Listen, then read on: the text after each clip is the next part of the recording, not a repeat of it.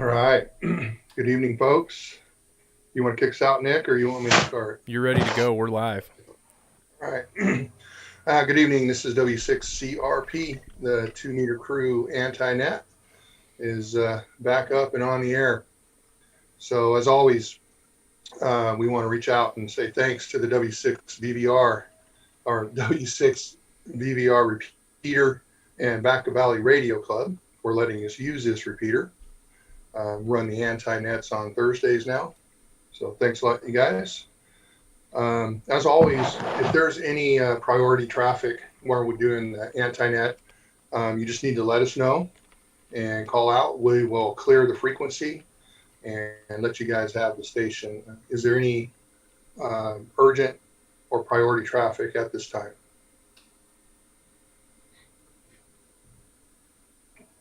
All right, hearing none, we'll get going. So the Two Meter Crew Anti-Net meet on Thursdays now at 7 o'clock. As you know, if you're listening, it is on the W6 VVR repeater, 145, 470, negative offset of 600 kilohertz, and a PL tone of 127.3. There's several other ways you can drop in and listen to us. We are also live streaming on YouTube with the Northwest Ham Shack. You can see video and everything if you're listening in. We also have an Echo Link, which is WG5EEK. We have All-Star Node 51094.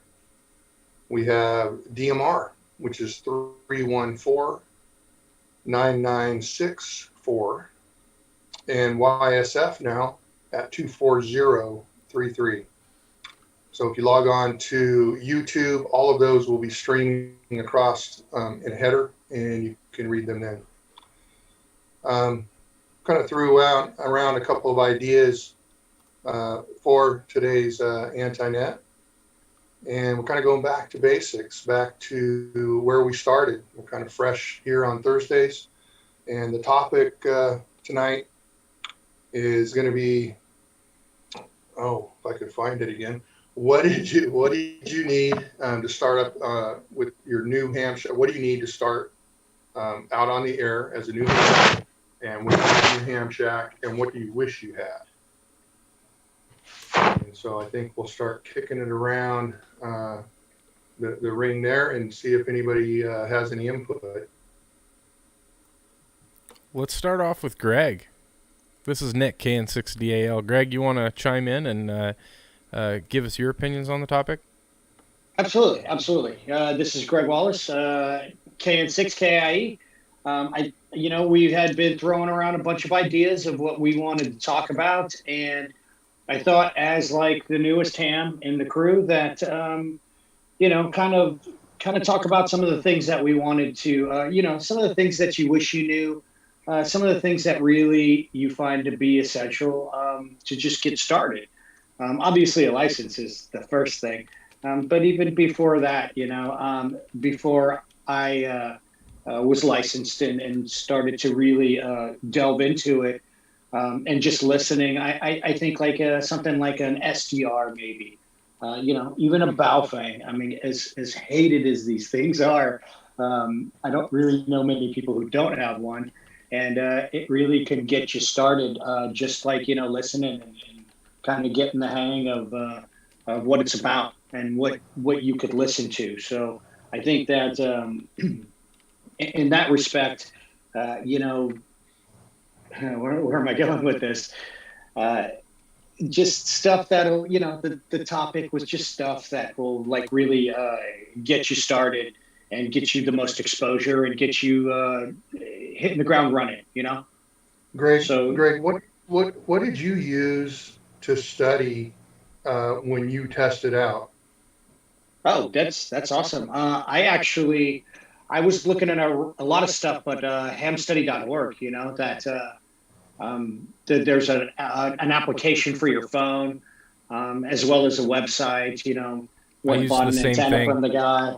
But yeah, I definitely leaned hard on that place to get started and start studying for my test. How about you guys? What'd you use, Carlos?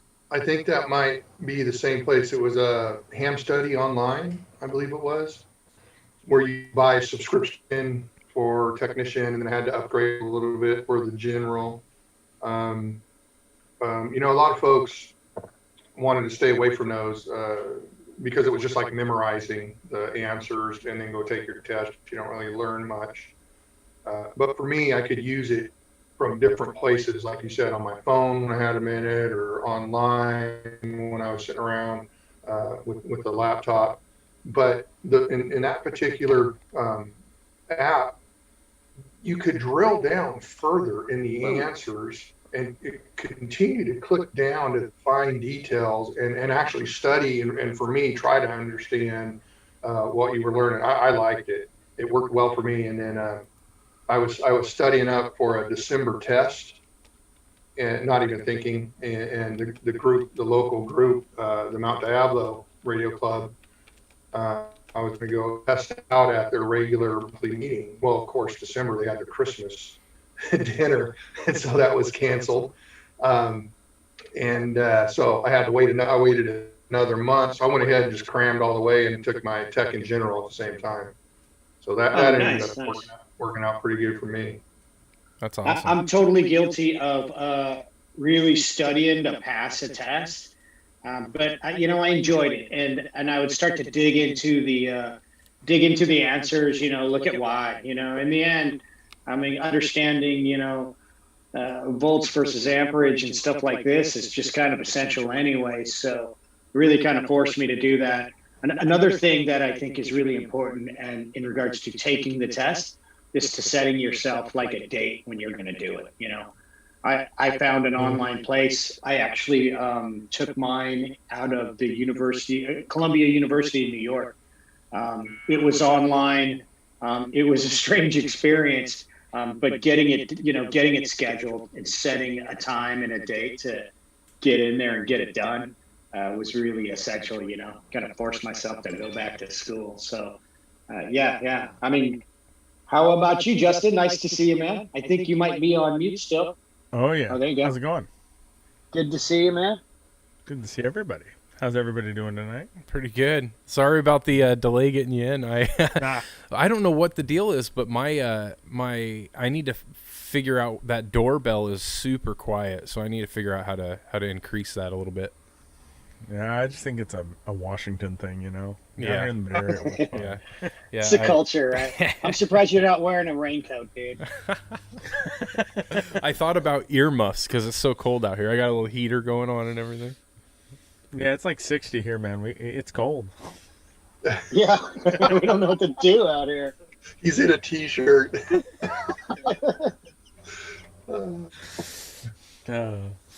So, Justin, how about you? Like, when you got your license, what kind of tools did you use to get started? Well, I had an interesting experience. I got really excited about the concept of radio and was like, oh, I'm going to get into this. And then some stuff at work changed. So, work trumped that, and I kind of fell to the wayside. And I was doing a little bit of reading. I had a Elmer buddy of mine by chance said, hey, you mentioned ham radio. You going to get into that? And okay. So a couple of years after I had initially found out about it, I went and I took a crash course, not a crash course, a cram course, right? The Benicia Club typically does a couple of those a year, and I was able to get into one. And you go and you read the questions, right? You read and read and read the questions, and then you take the test. And the success rate of that is pretty good. And the concept is, there's some of the stuff you may know, but how much of it is more about get on the air, get that energy, get that excitement, and you'll learn more as you learn while you're on the air. So I didn't do a whole lot of studying, quite honestly. I'm fortunate I have a decent electronics background, so there wasn't a ton of that studying. But A gigantic brain, right? it just kind of was the stuff there for me. But then that was for tech. For general, I ended up doing a cram, but I was a ham study. I was a big fan of using those tests and using the app to do. I actually didn't use the app. I cheated because that cost money. So I just used the website on my phone, and it's free. So I used Ham Study, and I think it's a great program. And it got me there, and I'm excited and want to do my extra. But now is when we're like that. Oh yeah, I say I know electronics, but do I really? Or what of that don't I remember anymore? So there's that whole game of playing with that. So, studying for that extra is going to take some focus. Oh, surely, surely. I did the same thing. I used the website on my phone too. I was all over that thing. Kudos to that cat. That's awesome. I wish I had his call sign off the top of my head. Give him a little. And for ID, I'll jump in W6 CRP 2-meter crew anti-net on the W6 BVR repeater.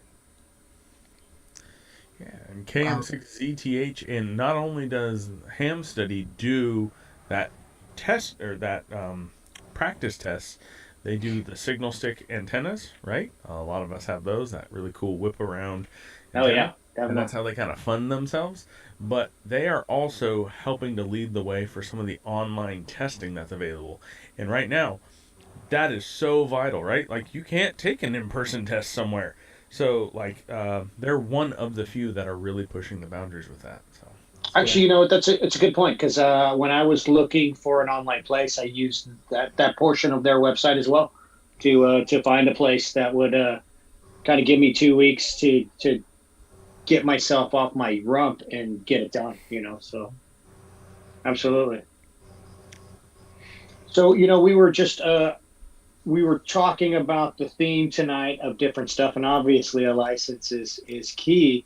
But to keep it moving, I was thinking, quite a bit about this as well. And I think another thing that I had a hard time with in the beginning was the fundamentals of understanding repeater use, like really understanding, like, getting tones down, understanding offsets, and how that sort of stuff's done, kind of leads into like some websites, like Repeater Book or Radio Reference or something like that, that would kind of show you what you're looking for and stuff like that. But that was a little bit of an obstacle, even after I was already licensed, making sure that I understood how to do that and that sort of thing.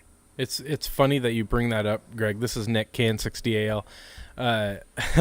One of the things that I didn't understand until probably 3 or 4 months into it was what reverse was. I had no idea.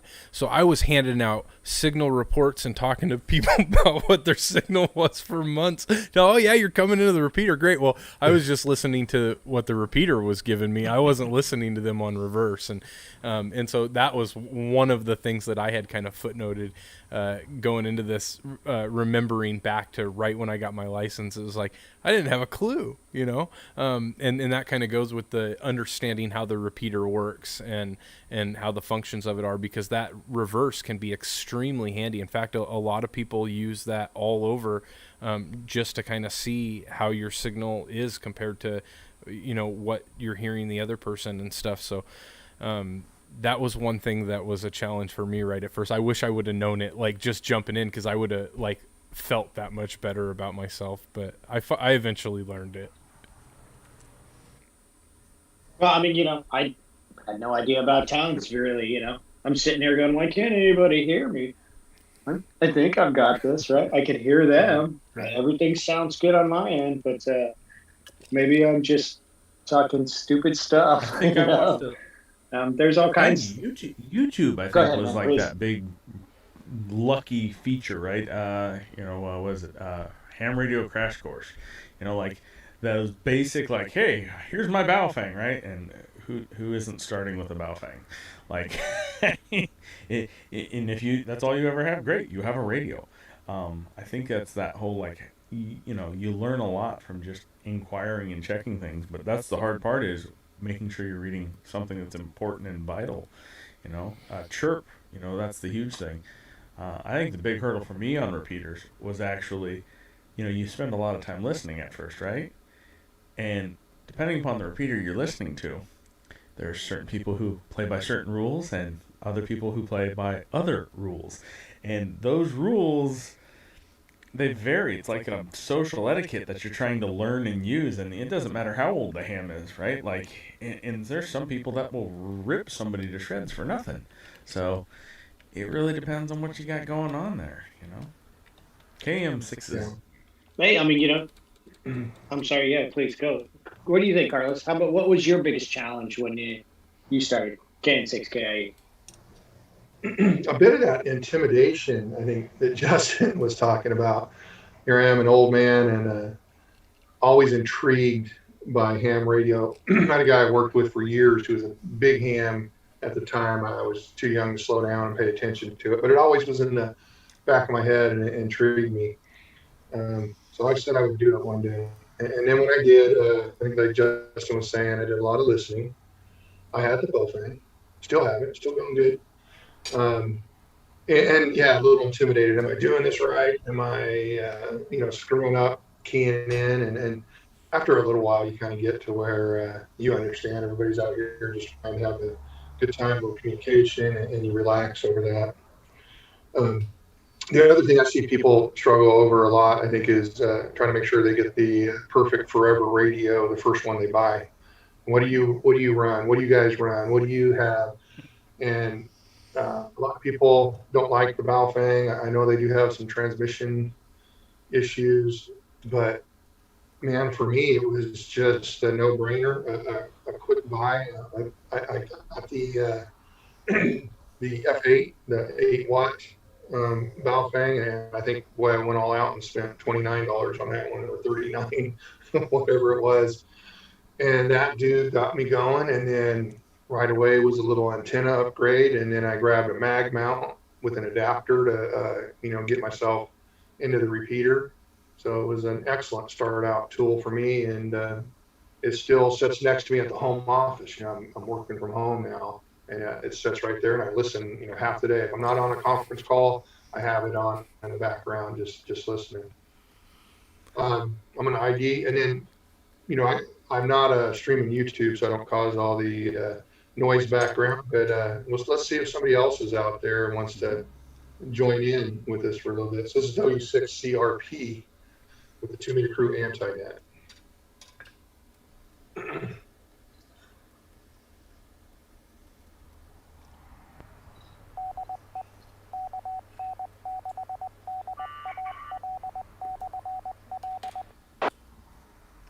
We may just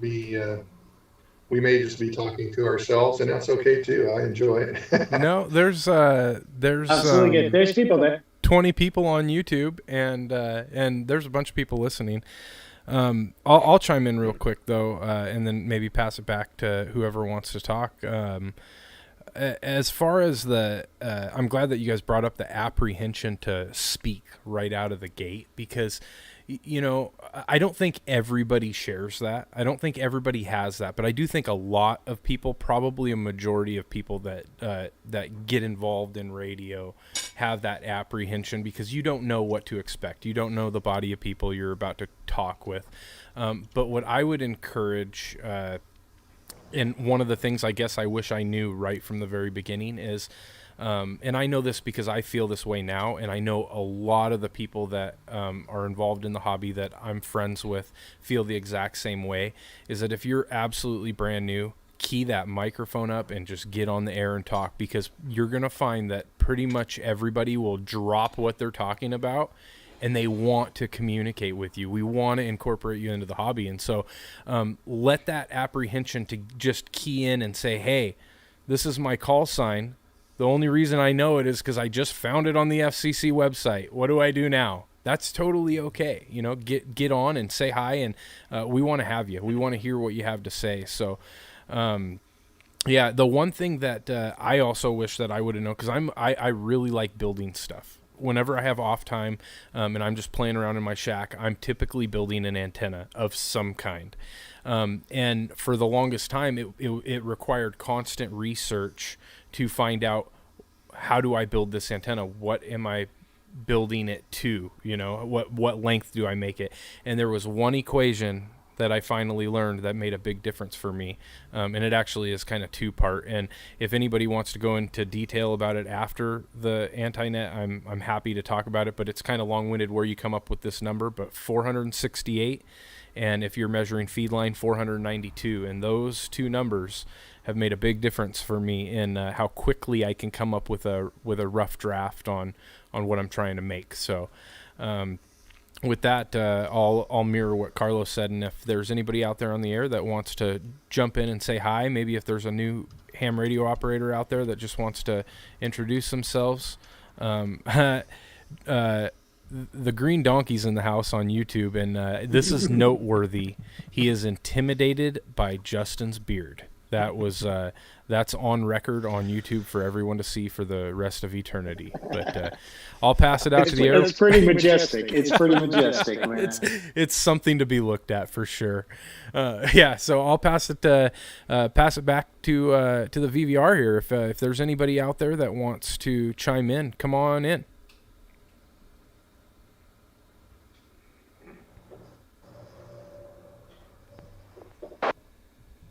Can we get somebody?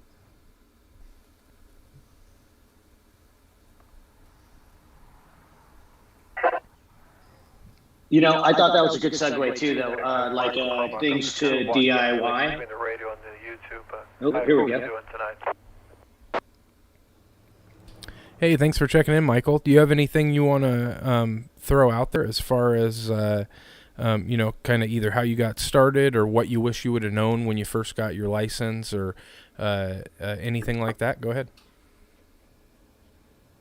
I had to turn down the YouTube channel because about maybe 30-second delay. But yeah, thanks again. KN6BXX group here. Yeah.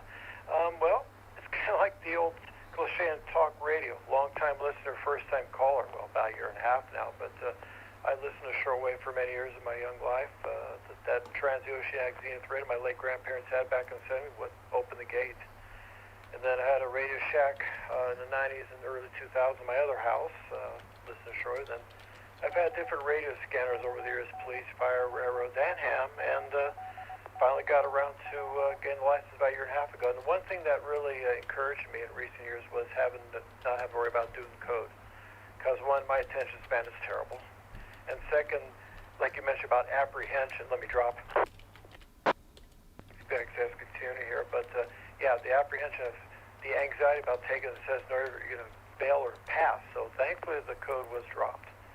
But I'm also glad that CW is still around. I have admiration for that mode, but maybe someday I'll learn it. But it's been a great hobby so far. I'm just sticking with 2 meter right now. One of these days I'll get my general, save a more lunch money, as Jason puts it, and get some more gear someday. But I'm enjoying the 2 meter work, and with Derek out there, the donkey, and I'm glad he's shooting chats right now, making Simplex alive and well. So thanks again, Nick. And by the way, Nick, you are definitely a rising star. Man, you just shot up from technician yesterday to extra class now, man. You're great.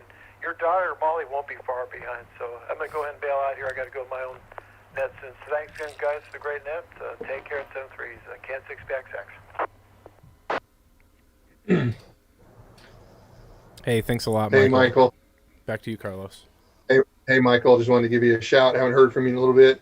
I've actually heard you on the radio a little bit. I just didn't key in. I was working.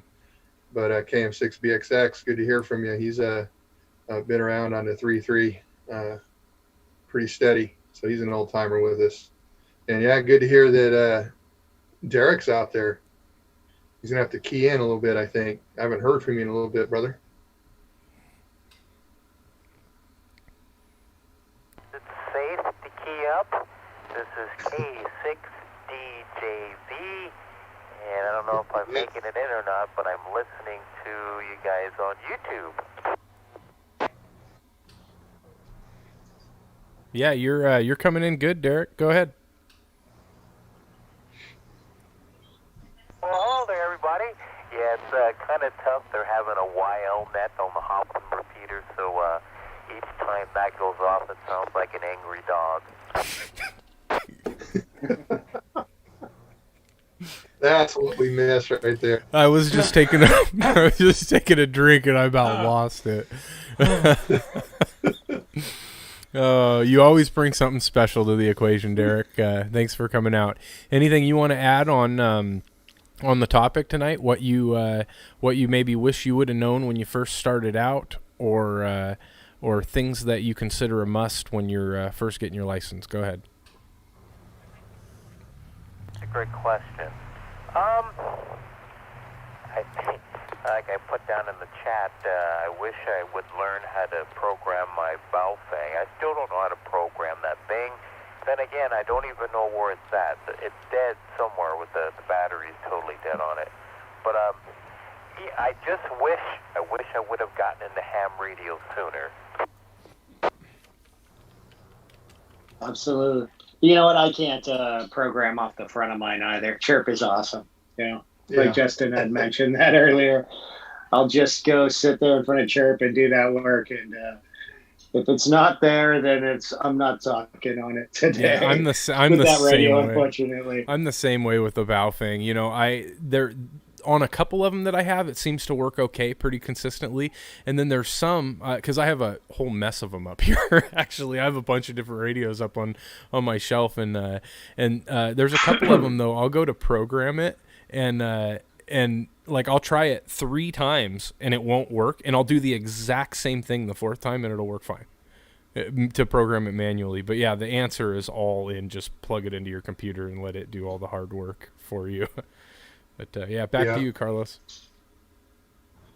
Yeah, no, I agree. And then once you get it in Chirp, it's nice because you can share it across different radios. You don't have to recreate it all. You've got your favorite set of repeaters in there, and yeah, or Chirp will save you with Baofeng, no doubt. I even had a small radio in my truck that I started with, which was a B-Tech, which is a Baofeng. And it was very small, and it was 2-meter 440 though, and I think it was 35 watts. And man, I used that for the longest time and got pretty good audio reports from it. And so it was so small, and it plugged into your cigarette lighter, didn't pull enough amperage to hurt anything. Might have been 25 watts, I think. And I used that for the longest time until I tried to rig it off a inverter generator that, I was sure, the signal was clean enough to plug that one straight into the outlet. Not so much. And whatever I did to it, replacing the fuses and everything else, it's dead in one of my drawers around here. But I got to say, for a little cheap radio, the handheld is still going. And that little portable I had in my truck with the Goya mag mount on top, and man, I was rocking. I could talk to all the repeaters around here, and yeah, you sounded good on that thing.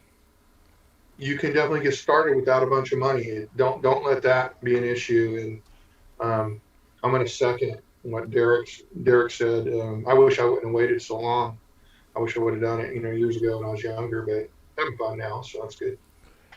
KN6DAL. Hey, on a side note, that same type of radio that you had, Carlos. One thing, and I'll throw this out there while I'm talking about this. Mike WG5EEK, he's a member of the W6VVR radio club, and they are holding a club meeting tonight. And so he wasn't able to make the Anti-Net, but he does quite a bit for all of pretty much everybody that he comes in contact. He's a great guy, and he's got a website here that I have up on YouTube. And if you go to WG5EEK.com, he's got a bunch of different links to our Discord channel, to my Facebook group, my YouTube channel, Jason's YouTube channel, all kinds of different access points. He discusses all of the different links to the repeater that we're able to use tonight. And what made me think of this is he actually took a radio almost identical to that one that you had, Carlos, and he modified it with no internal modifications. You can create an interface and connect that as an all-star node radio. So that's pretty cool. Really? And and I have one, and I think I'm going to do that because that's just a really neat platform for connectivity is All-Star. And so for those of you that are interested in doing that, that might be an easier way than, ripping apart a handheld and doing a lot of soldering work. For those of you that want to just get a radio that works, it's a great idea. But yeah, I'll pass it back to you, Carlos. W6 CRP on the 2-meter crew anti-net. Yeah, so I'd like to hear from anybody else that's out there. If you guys want a minute to talk, as you can see, it's just kind of social. We're kicking it around here a little bit, or if somebody on YouTube has a question they want to fire up there in the chat, we can talk about it. Yeah, I'll drop the key here real quick, Carlos. There's quite a bit of a delay between YouTube and the repeater right now, so we might just let it hang for a minute and see if anybody wants to jump in on any digital modes or anything. KN6DAL.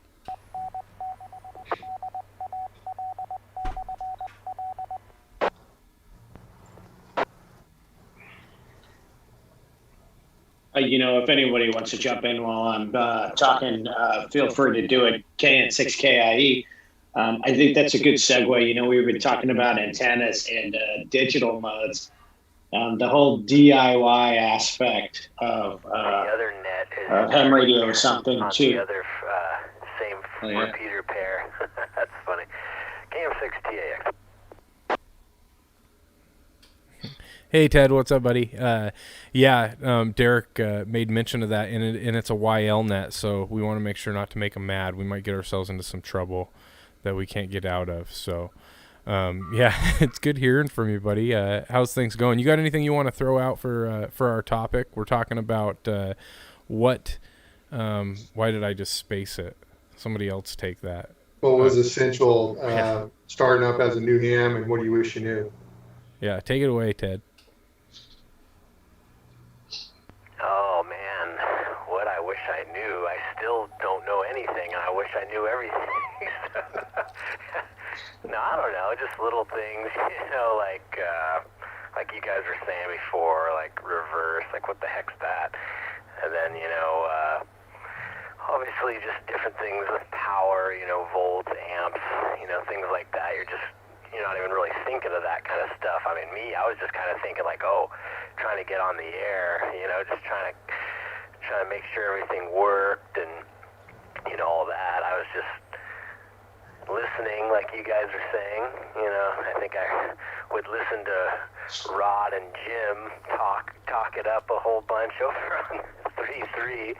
That's where I first started, and just got interested in some conversations and decided to take a chance, and it was kind of cool. So that's just kind of getting over the hurdle of trying to make that first contact.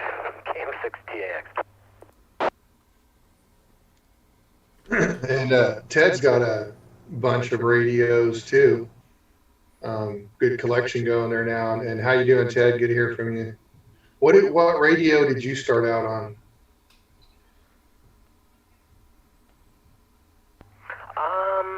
What was so the first one was holding it in my hand, the Baofeng BF F8 HP, and I had it in my Amazon wish list cart for I don't know, it seemed like years. And it was always something that I wanted to have, that kind of a radio, kind of, being into the preparedness mind that I am. And I just always never pulled the trigger on it. I didn't know anything about ham radio. I had read on forums that that's where it was at for emergency communications and this and that, blah, blah, blah.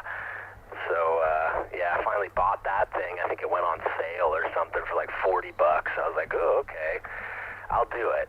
And then, I think the second radio was either the Kenwood DH74 Alpha, the 7100, something like that. I don't know. But it's all been fun. KM6TAX. Yeah, that's back when we were all just bouncing in and out of the 3.3. I think we all got going about that same time. My original call was KM6 ZJU. So Justin and I tested out very close to the same time. And you were a little bit ahead of us there, Ted. Yep. Yeah, I guess I was. Yeah, we were all pretty similar though, but similar time frame. I just got a text from my wife. One of the kids is acting up, so I got to go in and lay down the law. I'll be back later. KM6TAX. All right, Ted. Good hearing from you. Good hearing from you, Ted. Yeah, thanks for speaking up, man. It's great. It's awesome. Let's see who else we got out there. Is there any new ham radio operators? Anybody who just got their license or just maybe upgraded their license? Come on in and say hi.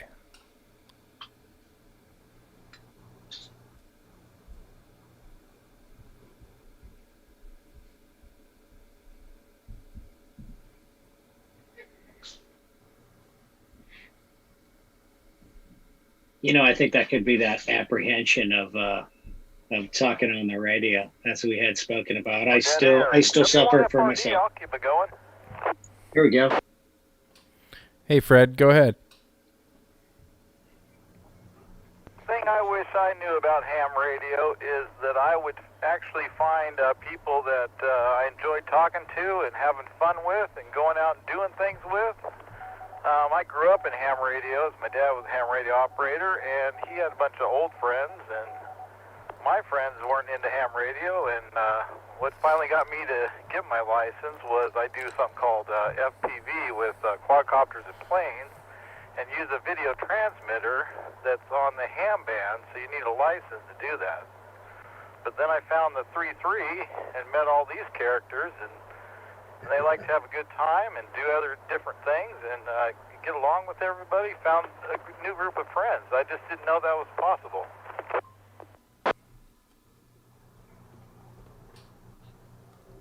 Yeah, it's great to meet new people and people you really jive with.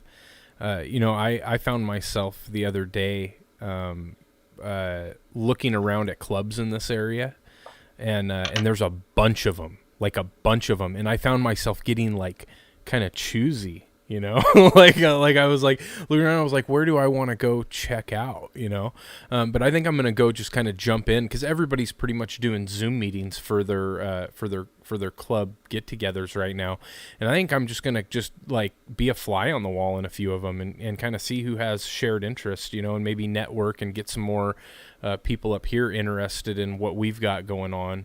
And make this thing big and get everybody talking. But yeah, thank you so much for chiming in, Fred. Anything else you want to throw out there?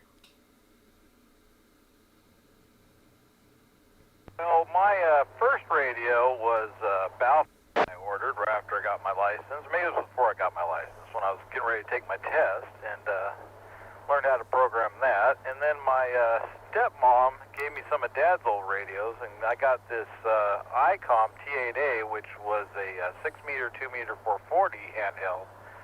But the batteries that came with it did not work so good, and they had this triple double A pack. I'll let the repeater drop. So I'd put that triple double A pack on the back of that thing, and it wouldn't even hit a repeater. The power was just terrible. But it didn't come with the manual, so I looked up the manual and figured out you had to have at least 11.5 volts for it to put out 5 watts. Otherwise, it put out 500 milliamps on the 3 double A cells.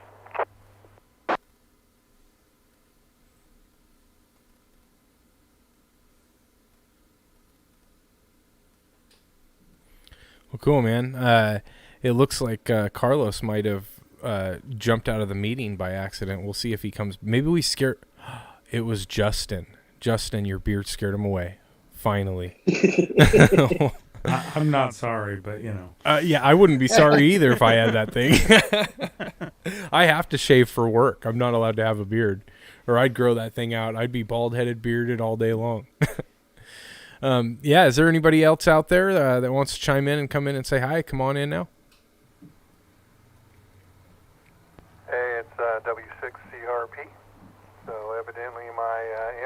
choked out on me here. I'm trying to get back in with you guys, but I'll be listening on the radio till I do. It's a good thing you got a ham radio license to be able to get out there and get on the air and make some contacts when the internet goes down, huh? Yeah. There you go. Perfect example. Yeah, because I guess technically through here, nobody's really operating other than me. You guys are just guests. Yeah. KM6ZTH. Yeah, KN6DAL. K and 6KIA. Anybody else out there on the repeater? Any digital modes? Anybody want to come in and say hi?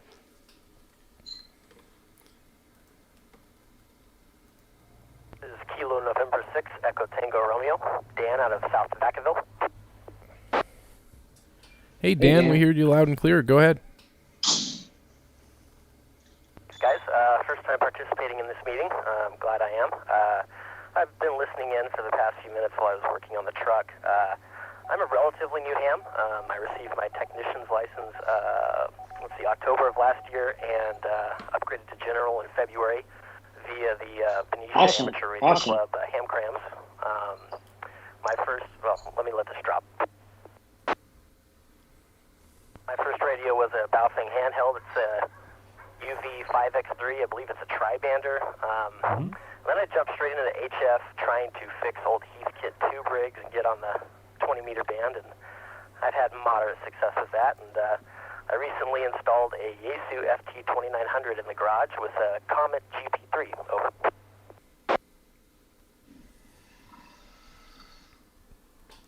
That's awesome. It's always fun to get a new setup going, and congratulations, by the way, on getting your tech and then upgrading to general. That's super cool.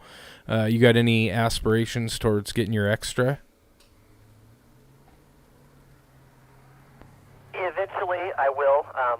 Once I start feeling the pressure on needing to expand my, I guess what would you say, my allowance on the other portions of the HF bands. Right now, I'm just restricted to a piece of number 10 electrical wire for 20 meters and Heathkits that may or may not work sometimes. So I still have a lot of growing just in the general seat. Well, that's awesome. Thanks a lot for chiming in and keep at it. You're doing great. This is Nick, KN6DAL, and we'll take anybody else that wants to jump in.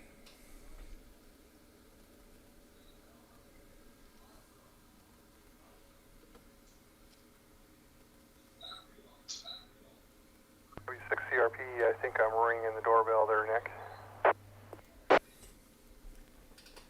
Yep, I got you here. I'm telling you, that doorbell is just way too quiet. It's like my alarm clock. It needs to be louder.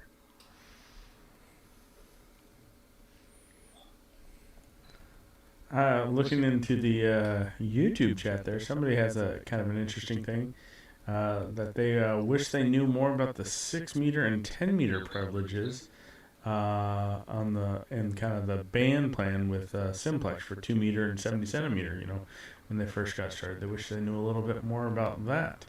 And that is a very valid point. You know, there's a lot you can do as a tech. You know, it's not just 2-meter, 70 centimeter repeaters. There's 2-meter, 70 centimeter Simplex. And then, yeah, there's HF privileges. And if you get into CW, there's even beyond 6 and 10. Isn't there something? We're all scratching 40? To look for our band plans, right? There's tech privileges on 40. I think it's CW. 80. Though? 15. And that's it, I think. Somebody, I'm sure, will jump in and correct me if I'm wrong.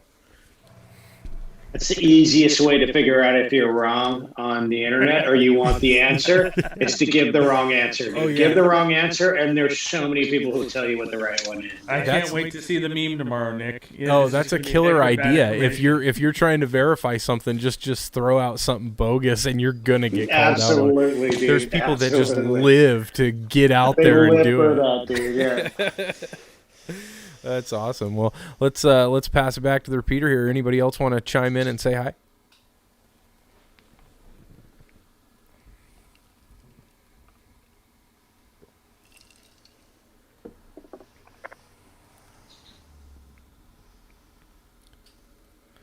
All right, nothing being heard. I think I'll pass it back to Carlos, and maybe we'll shut her down and open Zoom up here in a minute. If you want to take it away, Carlos. Okay. Well, there was a classic example of what technology keeps going and which one fails. So down here in the garage, I guess I lost my Wi-Fi connection. It's a little sketchy.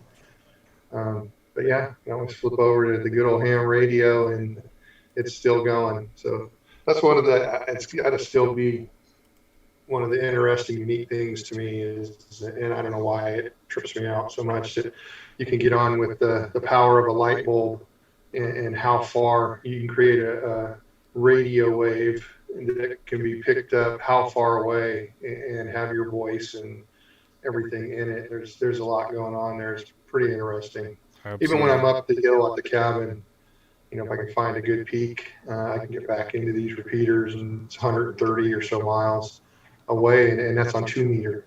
It's not even HF, right? So a lot of fun stuff there. W6CRP, the 2 meter crew anti-net. And yeah, I think why don't we try out there one more time, see if anybody has anything to add, and we'll switch into Zoom.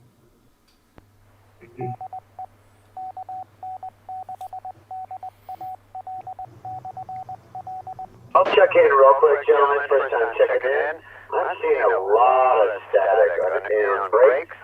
I don't know if you hear me, but K6KH. I didn't catch. What was it? K6KAH?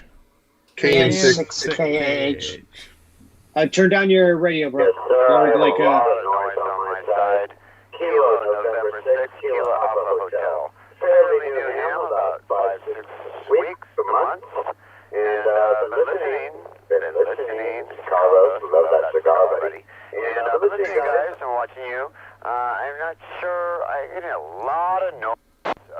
I hear everybody talking fine, but as soon as it break, I got a lot of noise on this side, and I'm right here by the mountain. KN6DAL. Yeah, what you're hearing is a feed from another repeater system that's bleeding over that utilizes the same frequency, and it's kind of been an ongoing problem. I don't know what the resolution to that is. I don't know if anybody's effectively found a way to block that out. I know Chris was looking into that. Go ahead, Aren't Carlos. they down south? Yeah, I think it's another repeater down south that uses the same frequency, and they're having a net at the same time. So when they get up on it, we're getting bleed over. You can put in.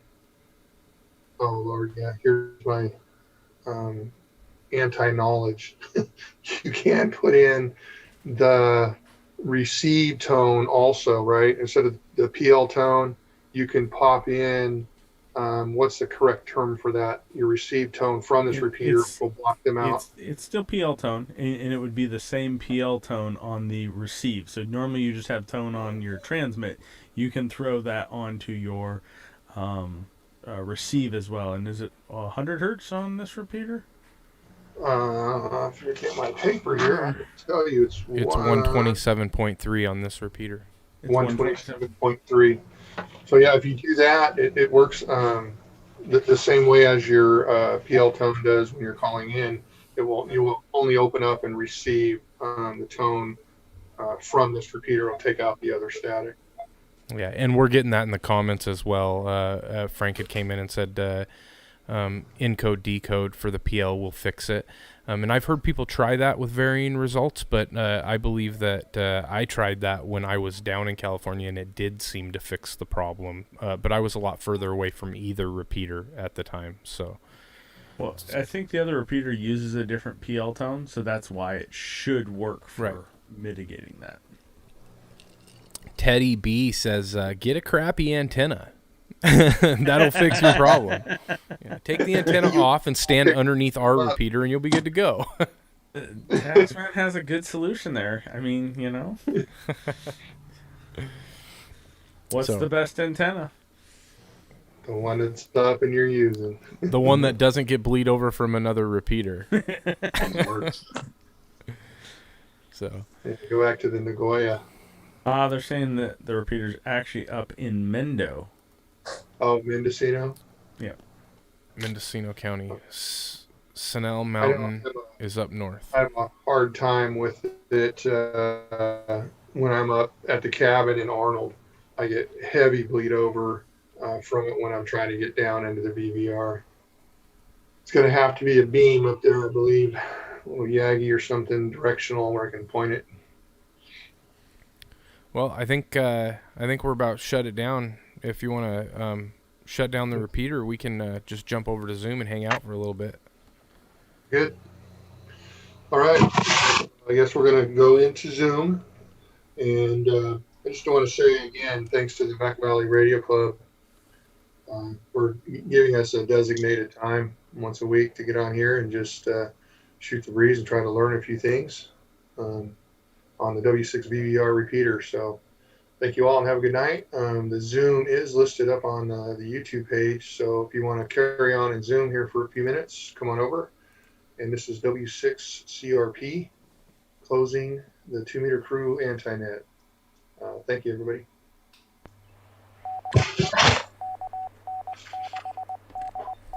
Thanks, everybody. It's always nice when I can take my headphones off and not have to deal with that. That foot pedal worked good.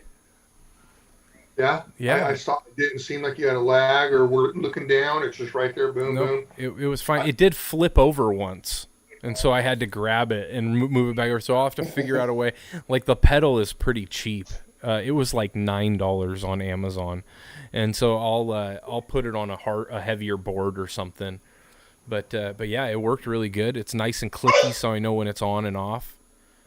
But Just use the one from your MIG welder and weld as you're doing it. You know. There you go. Project build.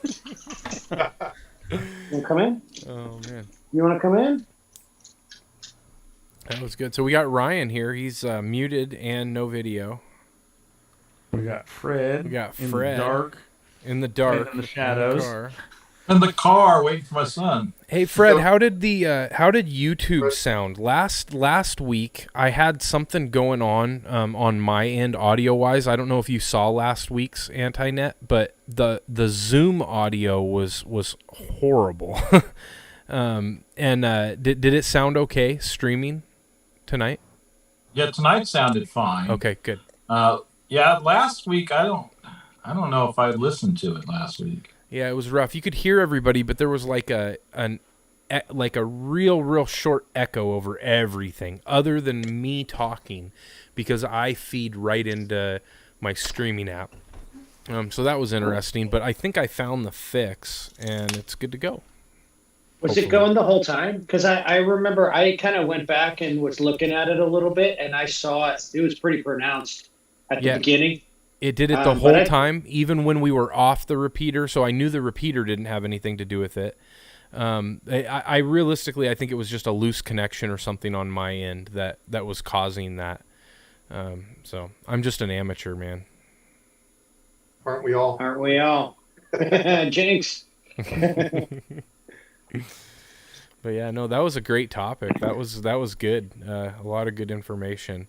And that's the thing, you know. It seems like no matter what we decide to talk about, everybody's got a lot of great input, and I think we just need to create that platform where everybody has an opportunity to give us, you know, their 2 cents.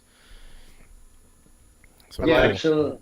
I like this atmosphere and this feel, though. It's nice and Good fun. And chewy and yeah. relaxed. And Justin brings that majestic beer to his too, man. I mean, you know, we should get a Zoom little window just for that thing, dude. Just What a happens separate. if I have to shave? I think that silhouette. Well, we're gonna kick you out then. No. Okay, that's fair. Yeah. A silhouette of that magnificent beard should be part of the 2 Meter Crew icon in your background, Nick. Yeah. Or you should pull a Baofeng out of it in the middle of the show, dude. That would be so cool. It's kind of Oh, here we go. Something comes out. Yeah, there you go. Awesome. That's awesome. So we have to incorporate that into like some kind of little presentation you do on something and just be like, and then you just. That's funny. I was interested. Can't tell I'm wearing a collar. You know? Yeah. I was interested to hear what you were saying on Discord about the CW presentation. That's super cool. Tell me a little bit about that. So there's another club out there, and I feel like they are so in line with the 2MC. It's a club called the Long Island CW Club. Don't let that name fool you. They will tell you, if they knew this went where it went, they would have never called themselves the Long Island CW Club. Okay. They do all kinds of training about CW, and all they care about is getting people on the air. Yes, they have dues. Very reasonably priced dues, but not anything crazy. They don't have a formal club hierarchy and all kinds of different stuff. And they are getting hams all around the world, not just our country, on CW and doing stuff. They hold 49 Zoom classes a week. What? 49 Zoom classes a week. So there's zero for all of you listening. There is zero excuses out there for you to not learn how to do CW now. Well, and that's the thing. Like, they've got them for kids. They've got them for YLs. They've got different, like, as you want to advance. They've got all these different things. If you miss a class, there's so many of them happening, you just jump in the next week's or a different date and time one. Or the one that starts in 6 minutes. And nobody has an attitude about it. It's not that typical, like, that apprehension, right? Like, oh, if I'm not perfect. They'll tell you it's not perfect. So it's this whole, like, just be chill. Just take your time and, like, we'll help you get through it. Everybody makes mistakes and you'll learn how to get there. And it's really cool. I've still got to finish signing up, but they sent me a link on, like, where to buy a key and an oscillator so you can start practicing. There's an app they have you download. Well, it's not an app, it's a Windows program for practicing and stuff. And they have things that they tweak with Zoom so that they can actually hear you while you're practicing, so they can give you information. They do all kinds of stuff. And this guy, the guy that was on my presentation, there was a guy here in Walnut Creek that's a part of the club, and then there's one of the guys that started it back in Long Island. He puts 12 hours a day into this program. A day. Wow. It's crazy. That's amazing. It's awesome. I mean, you know what? Like, I think that's one of the cool things about being a ham is you got folks like this who are, like, totally willing to give up time and to put something into it for the betterment of everybody else who's into it. Just enough to get you to get into it and get on it yourself. That's huge. It's huge. It would be really cool. That's another thing. Maybe we should have. It'd be really cool if they'd ahead. be willing to come out and just, say hi and introduce them. Have somebody from that club introduce themselves, because there's quite a few people out there that are interested in CW right now. Me being one of them. I think it's fascinating, but it's a challenge, and I think that any way to kind of wrap your head around it, it sounds like a club like that would be a good avenue to learn a little bit more. Yep, and they're not worried about the whole club thing of it. It just happens to be a club, right? Like, it's back to that whole just get out there and do it. So, yeah, lots of cool things. I'll see what I can do to get them out here, but I'm pretty sure they would get out here and give a little presentation, or at least provide us with some information. Who they are and what they do. Good enough. Yeah. Yep. Hey, Ryan, I saw you post up. You did a POTA today?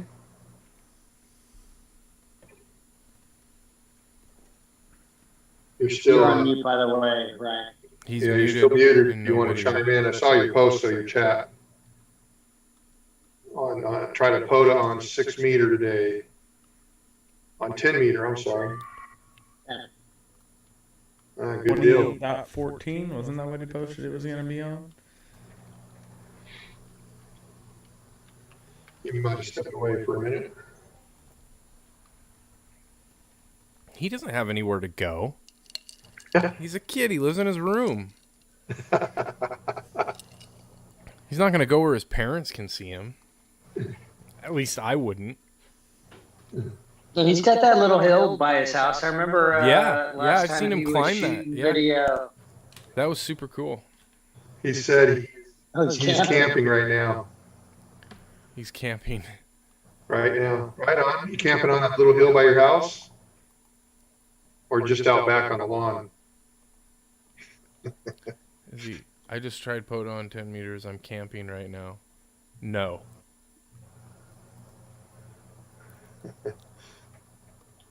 He's in Northern California. Do we have to guess at this, Ryan, or are you going to be specific, man?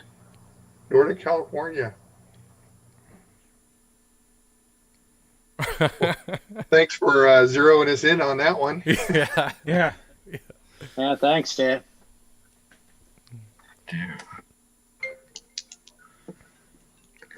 So what's new with you, Greg? You doing anything cool this week or last week, ham radio wise? Actually, you know what?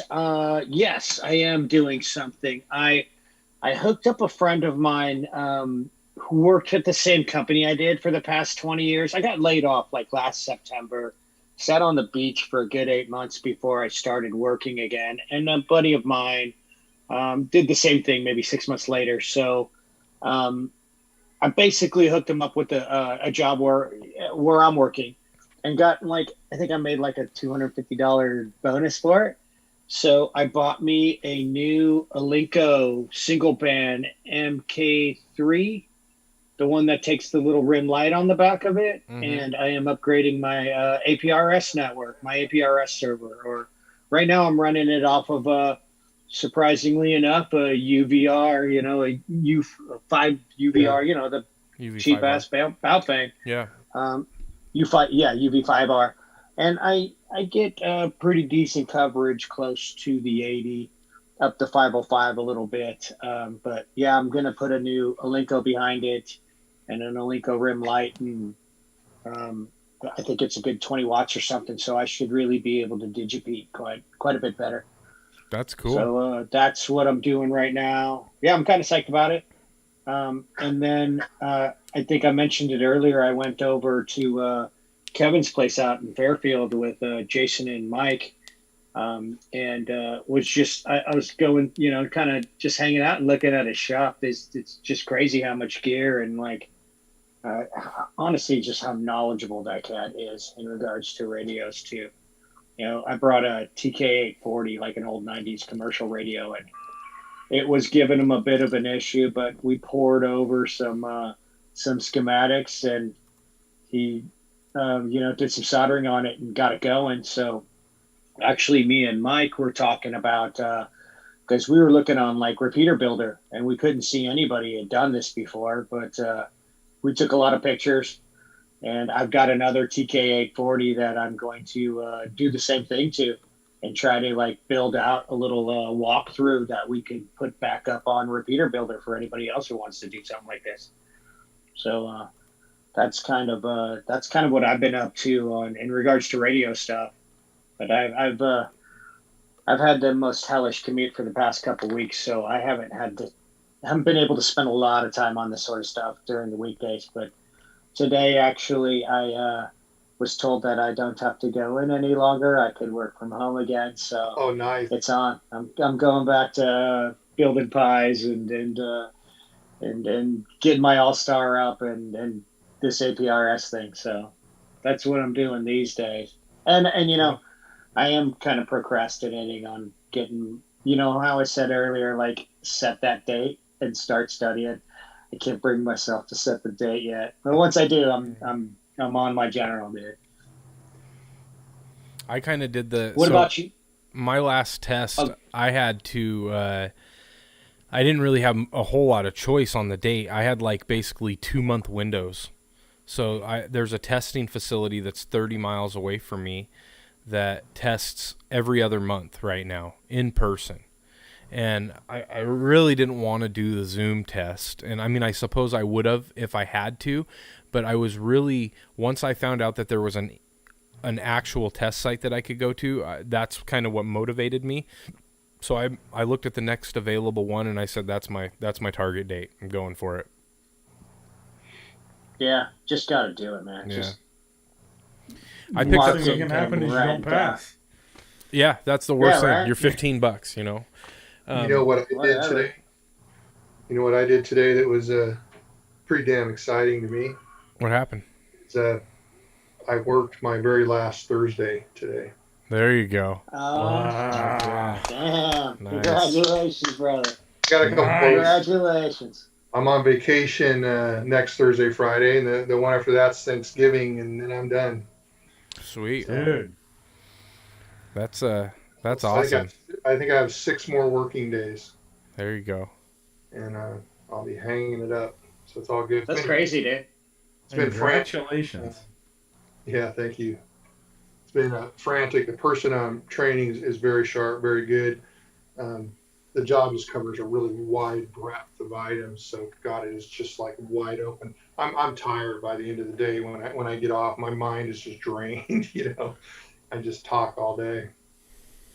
So are you gonna make yourself available for them to call you a couple times? Just bill them by the hour when they need some help, dude. No, no, I'm done. Done Oh, a long come enough. on. I'll be right at 39 years when I pull the pin. So that's enough. What about you, I heard Justin? it. Hey, Bert. Hey, Bert. How's it going, Hey, Bert. How you doing? What's happening? Sideways, brother. You're sideways. There you There you go. Upside down?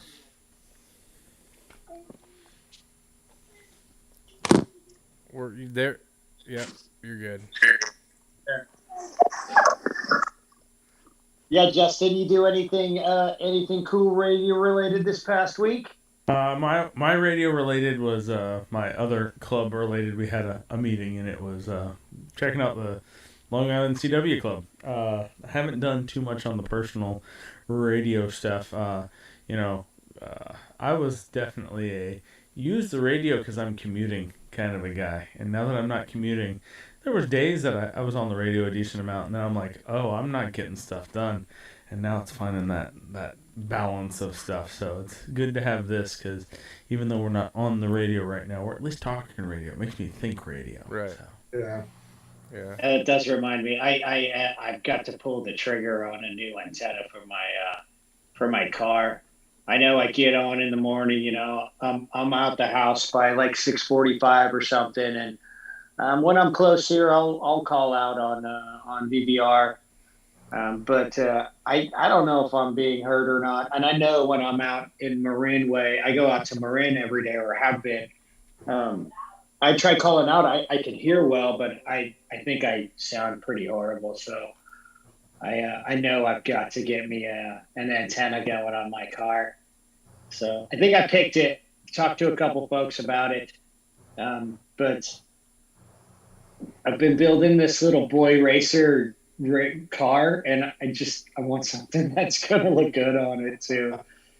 Well, you know I what don't really know. works well, though, is a really tall, thin line. You don't see I it when you're know. going fast. I know, So Justin. just Did go you big. kill?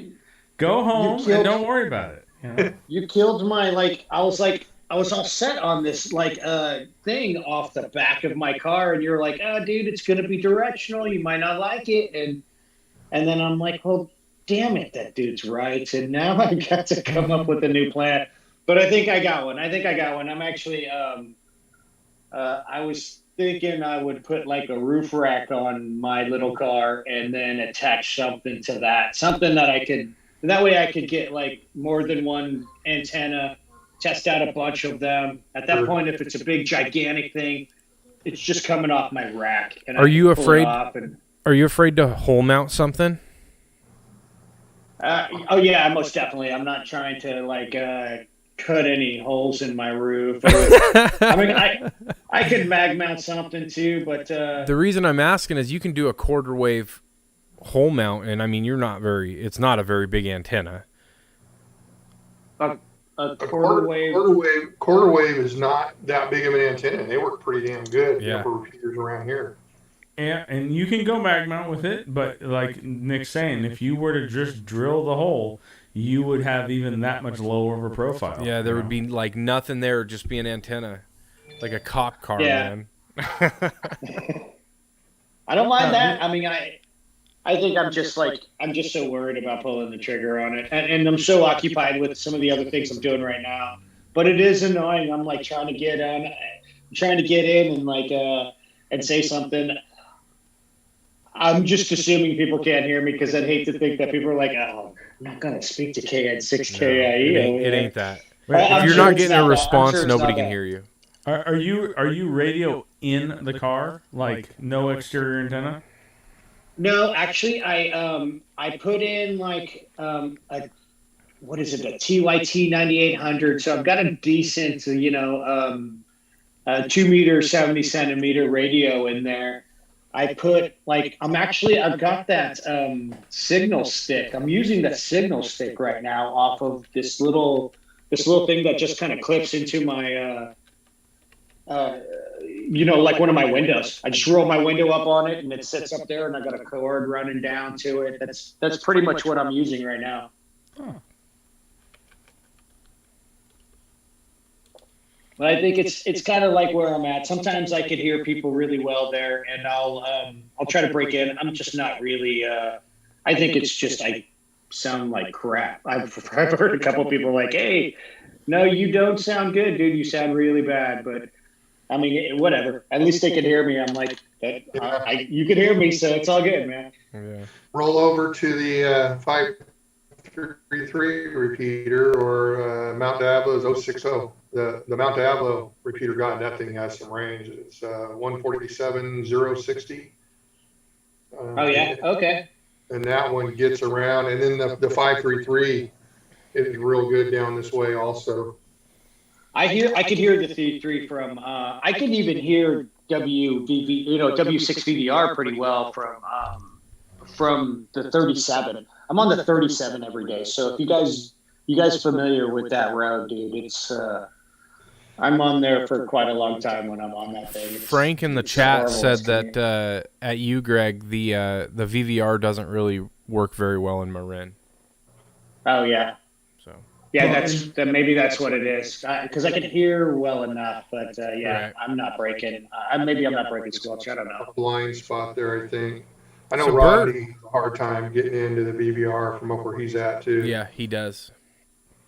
I have a hard time getting VVR here in Benicia, and that's mostly because of some trees kind of by my house. It's just the way certain paths are. So, yep. What's up, Bert? What's new in ham radio for you? I got what's this called? A Kenwood 440S, like a week or two ago. Cool. I'll be right back. 1 second. That's nice, Bert. Is that the 440? Is that the HF rig? Yeah, Oh yeah. and it was like used off. I got it used off of the MTC, and then I was looking at it. I was like, I was wondering if it had an auto tuner in it, and it was like, I looked and looked, and it's like, it doesn't really say AT on it. And then I looked closer, and I was like, oh, it does have the auto tuner inside of it. And I was like, oh, okay, so it's not. Nice. What are you going to put up for an antenna? I just got a dipole up outside right now, and then Okay. it's got a 10. It's got one for 10 and one for 20. All right. It's Yeah. kind of like a hand dipole, I guess. That's awesome. Yeah. Good deal. But yeah, I was trying to use some of that CW last night. I was just trying it out. I couldn't see it on the web SDR or anything like that. Which SDR were you looking at? Were you looking at Utah? Were you looking at No. Half Moon Bay. Half Moon, that's where it is. Yeah, I tried both of them. And I was like, I couldn't get on either one. Also check Sedona, because sometimes all that stuff is doing very directional stuff, and if it's, depending upon the time of day, you might just be really long path. You could be shooting way over it. So, it's kind of tricky. Hey, Bert, how's your? I know I was looking, on the Discord, and you were working on a radio that you were having some trouble with. How you doing with that thing, man? Oh, I was on a Facebook page, and they told me to take the transistors off off the back because I was running like the DC part of it, and it's probably like burning out some of the what do you call it, the resistor that's inside of it. And since I'm not running DC on it, it's running AC. But I think I got it working last night. I turned it on. I was like, okay, it's 600 volts here, 150 volts here, and I was like, I turned it on with like a PVC pipe, like from like 3 feet away to turn it on. I was just like, Well, you're still here, so Your electrician Like- flat. It's like shooting a most in the gaunt or something for the first time, dude. You want like a piece of string on the trigger and stand back, dude. yeah, seriously. I mean, it's like when they say like there's like high voltage there, I was like, oh, 600 volts? No way. That's crazy. But you got it working then, huh? Yeah, I got it to receive, but there's still like whoever had it last, they put in like I guess they set it up for like 11 meters, and so I moved some of the crystals around, and I still can't. I don't know if I'm getting 10 meters in or out, and so I gotta mess with that, try to align it and this and that. So hopefully I can get that going. Well, Right it on. looks like I love projects anyways, dude. Regardless. it looks like we lost Fred. So I think that's probably the signal that it's getting close to time to shut her down. Yeah. You okay? You okay, Justin? yeah, we're good. We're good. Yeah, good run again tonight. Yeah, no, that was awesome. Yeah. Lots of fun, guys. Lots of fun. I think that topic worked out rather well. It was a good way to segue to all kinds of different stuff to talk about. So. Yeah. Yep. So And anybody in YouTube land, if you have ideas, suggestions, things you want us to talk about, post them. things you want to do, let us Absolutely. know. Send Nick Absolutely. a comment. Yeah. You know. Throw a comment on there. Yeah. All right. Well, thanks everybody for all the support and all the people that stuck around. And yeah, we'll be back next week, live in action, making it happen. So 7-3, everybody. Yeah, thanks, guys. Take care, everyone.